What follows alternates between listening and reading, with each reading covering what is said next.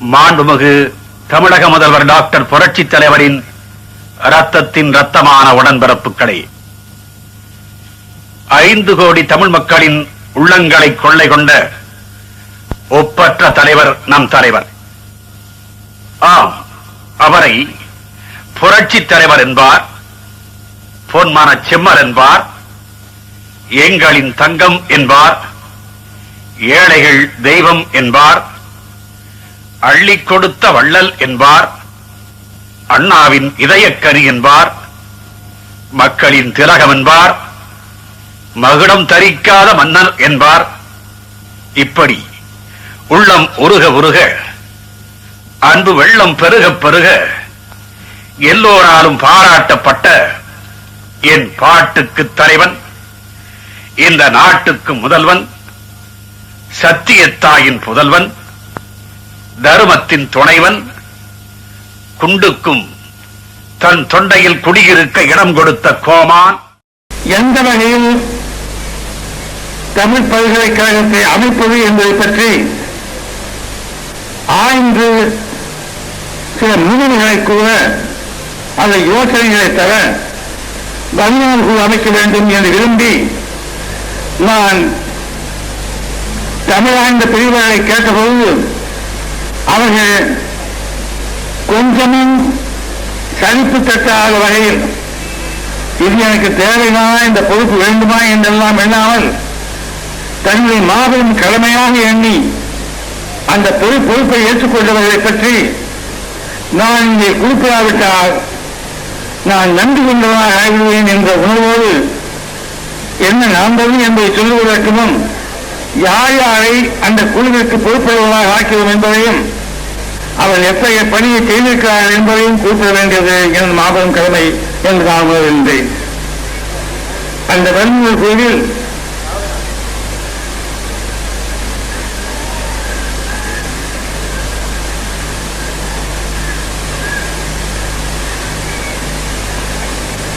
Doctor Subamanickam அவர்கள் தலைவராக நியமிக்கப்பட்டார்கள்.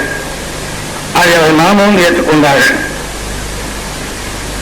Doctor Ma Po Sivagnanam அவர்கள் உறுப்பினர், டாக்டர் கி.ஆர்.பி. விஸ்வநாதன் அவர்கள், டாக்டர் வாசை கோந்தசாமி அவர்கள், டாக்டர் மா நந்தன் அவர்கள், டாக்டர் சாலை இளந்திரையன் அவர்கள், டாக்டர் கே.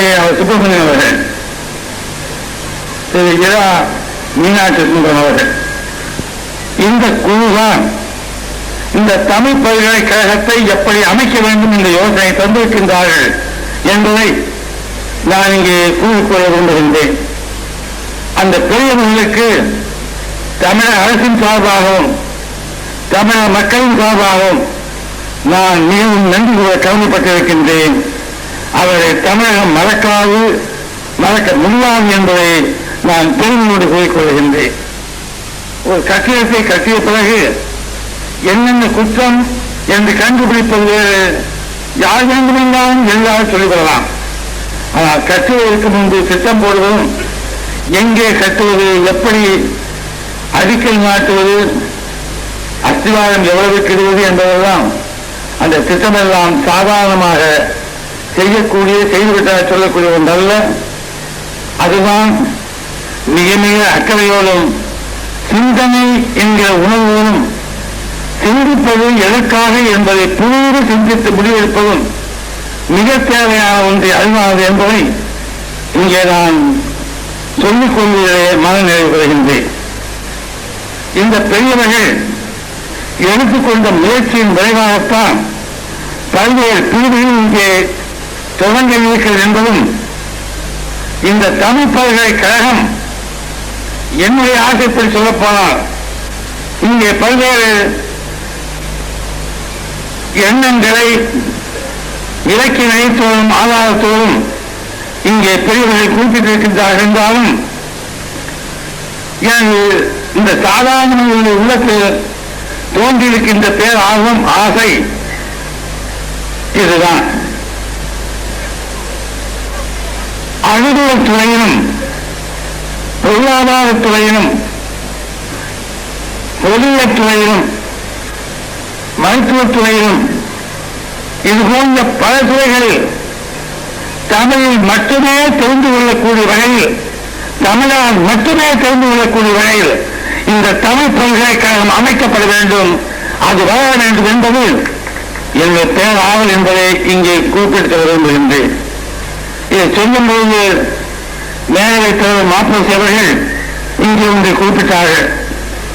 பாரதியார் கண்ட கனவு என்றெல்லாம் சொல்லி பாரதியார் பெயர் வைக்கப்பட்டிருக்கிறது, பாரதிதாசன் பெயர் வைக்கப்பட்டிருக்கிறது என்று சொல்லி தமிழ் பாடமொழியாக இருக்க வேண்டும் என்பதை சொல்லாமல் சொல்லி ஒரே வார்த்தை சொல்லி முடித்துவிட்டு அதுக்கு அதிகமாக விளக்கம் சொல்லாமல் எனக்கு தொல்லை ஏற்படக்கூடாது நினைவு என்னவோ அதையும் மனதில் நினைத்துக் கொண்டு அதே நேரத்தில் என்ன உணர்வுக்கு சொந்தக்காரரோ அதையும் வெளியே எடுத்து காட்டி நிறைவேற்ற வேண்டும் என்ற ஆர்வத்தை அவர் இங்கே கோடித்து காட்டிவிட்டு சென்றதற்காக நன்றி கூறும்போது ஒன்றை கூற விரும்புகின்றேன்.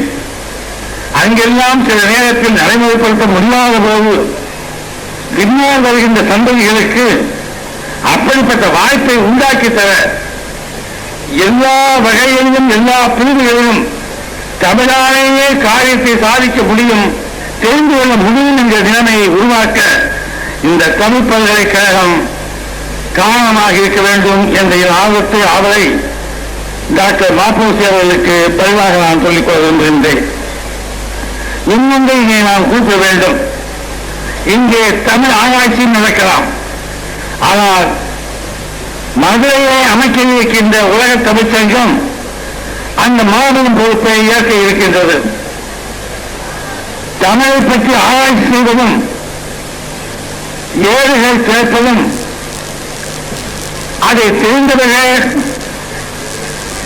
மொழிபெயர்க்க தெரிந்தவர்கள், விளக்கம் கூற தெரிந்தவர்கள் அதை செய்ய வேண்டும் என்ற நிலைமையும் அங்கே உருவாக்கப்படும் போது இதற்கு இரண்டுக்கும் உள்ள தொடர்பை நான் எப்படி இருக்க வேண்டும் என்று விரும்புகிறேன் என்ற வகையில் இங்கே சொல்ல நான் கடமைப்பட்டிருக்கின்றேன்.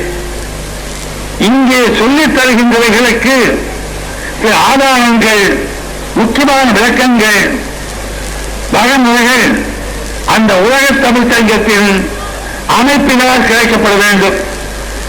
இங்கே சொல்லிக் கொடுக்கின்றவர்கள் எப்படி சொல்லிக் கொடுக்கின்றார்களோ அதற்கு பிறகு கற்றுக்கொண்டவர்களே சிலர் அந்த தமிழ் சங்கத்திற்கு உதவ முன்வருகின்ற ஆற்றலை பெற்றாக வேண்டும்.